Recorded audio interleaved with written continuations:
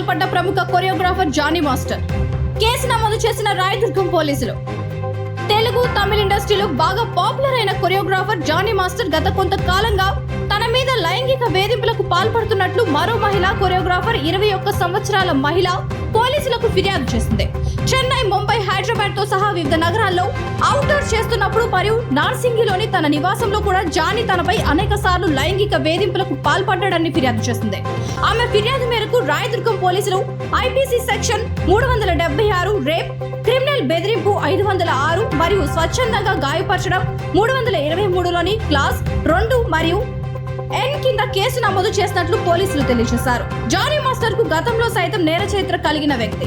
2015లో కాలేజీలో మహిళపై దాడి కేసులో, 2019లో మేడ్చల్లోని జానీ మాస్టర్ కు 6 నెలలు జైలు శిక్ష విధించిన స్థానిక కోర్టు జానీ మాస్టర్ ను జనసేన పార్టీ కార్యక్రమాలకు దూరంగా ఉండాలని ఆదేశిస్తూ పత్రికా ప్రకటన విడుదల చేసిన జనసేన పార్టీ. వివిడి న్యూస్ టీవీని తక్షణమే సబ్స్క్రైబ్ చేసుకోండి. నోటిఫికేషన్ కోసం బెల్ ఐకాన్ క్లిక్ చేయండి.